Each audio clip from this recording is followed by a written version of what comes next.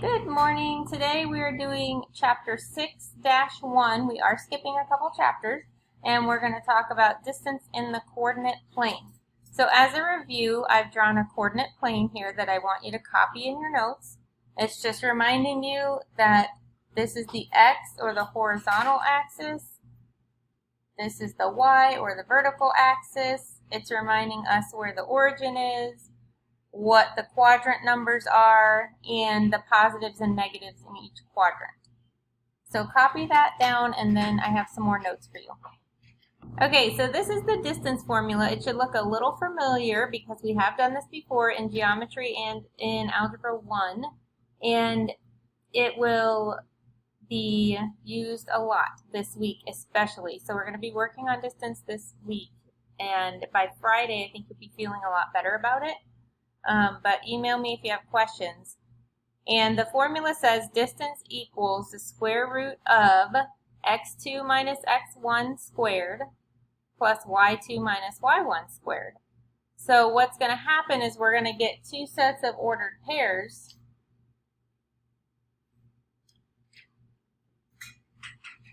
Like this.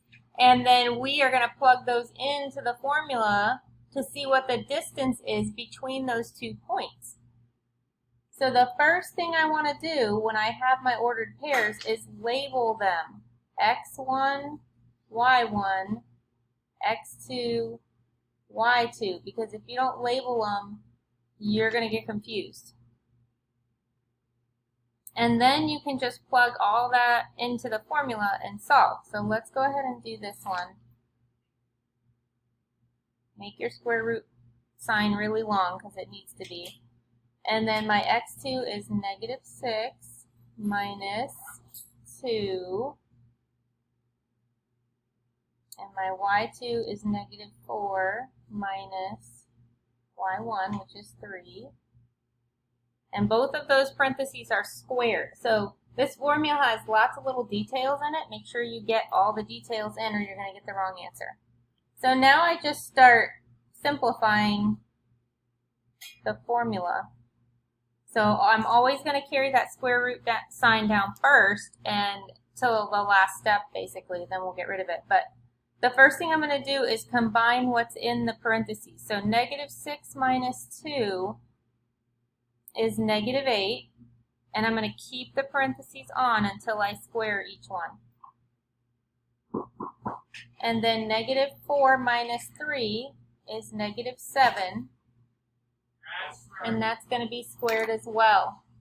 Free coffee cart came in. Okay, so I'm going to keep going on this formula. So the next thing I'm going to do is square both my numbers in parentheses. So negative 8 squared is going to be 64.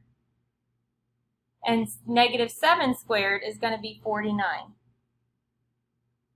So in the next line, I'm going to add these two numbers together. 64 plus 49 is 100. Thank you. Good job. 113. Don't forget that square root sign because we haven't done anything with it yet. That's our last step. So you got to carry that down through every step till the end. And then the last thing we do is take the square root of 113, which is anybody? 63. No. 45. No. 71. It's not 6. No, I'm just going out. Oh. I know it's 10.63. Yes, 10.63. Good.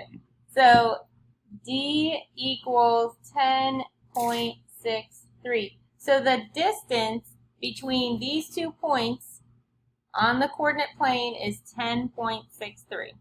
And then it would be units, whatever units we're talking about. If they tell us it's centimeters, centimeters. If they tell us it's inches, it's inches. But those 2 points are 10.63 units apart.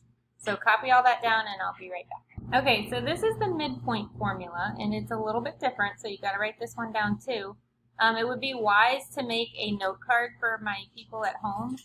One side has the distance formula on it, and one side has a midpoint formula on it. And that way you always have those formulas kind of ready to go and you don't forget them. But they are very specific. Okay, so same thing. They're going to give us two coordinate pairs or ordered pairs, and we are going to plug them in to find out what is the midpoint or halfway between these 2 points. So midpoint means halfway between. So first thing I'm going to do again is label x1, y1, x2, y2 so I don't get confused. And then I'm just going to plug in and solve. So n equals, my x1 is 3 plus negative 2, and then 4 plus 2. And then you just kind of solve each set inside the parentheses. And you're always going to end with 2 numbers in the parentheses because we're looking for an ordered pair. So 3 plus negative 2 is 1 over 2. And then 4 plus 2 is 6 over 2. Then if I can divide them out evenly, I will, just so I can get a whole number. But if I have a fraction like 1/2, I'm just going to leave it as 1/2. So this one will stay 1/2. 6 divided by 2 is 3. And so my answer, this is the midpoint or halfway between those 2 ordered pairs. So on page 246, I'm going to do a couple examples for you guys, and I wrote my distance formula over here on the side so I don't forget it, because the directions for number 3 say find the distance between the points, round to the nearest 10th. So that's one place after the decimal if we have to round. So the first thing I'm going to do is label my x1, y1, and my x2, y2. And then I'm just going to plug everything into the distance formula and solve. So I have 4 minus negative 8. Be careful with all the negatives. And 2 minus negative 3.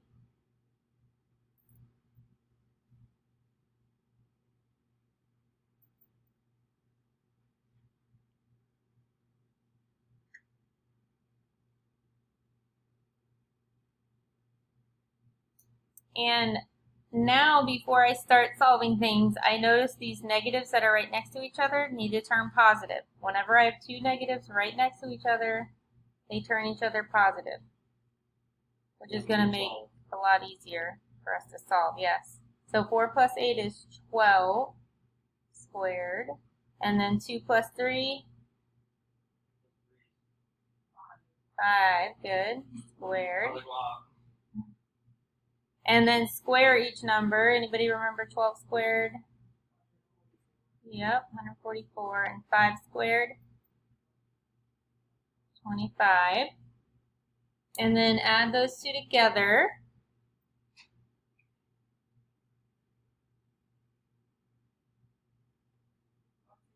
Yep. And then for your last step, take the square root of 169. Yeah, good. Did you remember that, Ethan? Wow. Nice job. Okay, so D equals 13, and that's my answer. The distance between these 2 ordered pairs is 13 units. Okay, so now we're going to find the midpoint of the same ordered pairs that we used in number 3. So this is number 5 on page 246. It said find the midpoint. Again, first I'm going to label all my points.